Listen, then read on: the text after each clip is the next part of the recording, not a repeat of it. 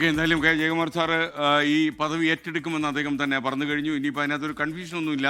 കാര്യം സംസ്ഥാന സർക്കാരിൻ്റെ തലപ്പത്തുള്ള പല ആളുകളും ഇത് സ്ഥിരീകരിച്ചിട്ടുണ്ട്, പാർട്ടിയുടെ തലപ്പത്തുള്ളവരും സ്ഥിരീകരിക്കുന്നു. അപ്പോൾ നമുക്കൊരു കാര്യം ഉറപ്പിക്കാം, K Jayakumar IAS Thiruvithamkoor Devaswom board president ആകുന്നു. വീണ്ടും S വിജയകുമാർ ചേരുന്നു. നിങ്ങൾ തമ്മിലൊരു സാമ്യമുണ്ട്, രണ്ടുപേർക്കും കുമാരപർവമുണ്ട്.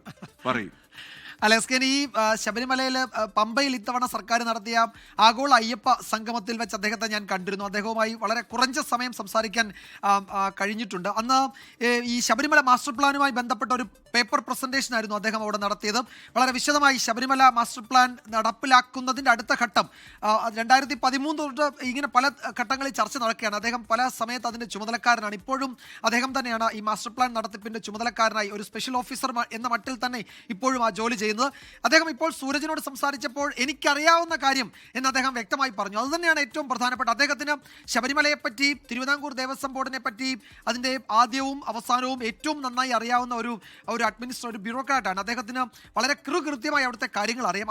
അതുകൊണ്ട് അദ്ദേഹത്തിൻ്റെ കൈകളിൽ തിരുവിതാംകൂർ ദേവസ്വം ബോർഡിൻ്റെ ഭരണം ഭദ്രമായിരിക്കുമെന്ന് നമുക്ക് ഈ ഘട്ടത്തിൽ പ്രതീക്ഷിക്കാം. ആകെ വിവാദങ്ങൾ ചൂഴ്ന്നു നിൽക്കുന്ന ഈ സാഹചര്യത്തിൽ ഏറ്റവും നല്ല ചോയ്സാണ് കെ ജയകുമാർ എന്നതിലും തർക്കമില്ല. അതുപോലെ തീർത്ഥാടനം പടിവാതുക്കൽ എത്തി നിൽക്കുകയാണ്. മകരവിളക്ക്, മണ്ഡല മകരവിളക്ക് ഒരുക്കങ്ങൾ അതിൻ്റെ ഏറ്റവും കാര്യമായി നടക്കേണ്ട സമയമാണ്. അത് നടക്കുന്നില്ലെന്ന് പ്രതിപക്ഷം ആരോപിക്കുന്നുണ്ട്. അതിനിടയിലാണ് ഈ പുതിയ നിയമനം നടക്കാൻ പോകുന്നത്. അപ്പോൾ അദ്ദേഹം ഉറപ്പായും അത് സ്വീകരിക്കുമെന്ന് അറിയിച്ചിട്ടുണ്ട്. ഇനിയുള്ളത് ഔദ്യോഗികമായ നടപടിക്രമങ്ങൾ പൂർത്തിയാക്കൽ മാത്രമാണ്. അത് വേഗത്തിലുണ്ടാകും. അങ്ങനെ ഭദ്രമായ കൈകളിലേക്ക് തിരുവിതാംകൂർ ദേവസ്വം ബോർഡിന്റെ ഭരണം എത്തുന്നു എന്നതാണ് ഈ ഘട്ടത്തിൽ ഏറെക്കുറെ സ്ഥിരീകരിച്ച് നമുക്ക് പറയാൻ കഴിയുന്നത്. ലോകത്തെവിടെയായാലും ഏത് സമയത്തും 24 വാർത്തകളും ഓഗ്മെന്റഡ് റിയാലിറ്റി പാക്കേജുകളും എക്സ്പ്ലെയിനറുകളും വിശദമായി കാണാൻ ഞങ്ങളുടെ യൂട്യൂബ് ചാനൽ നിങ്ങൾക്ക് സബ്സ്ക്രൈബ് ചെയ്യാം.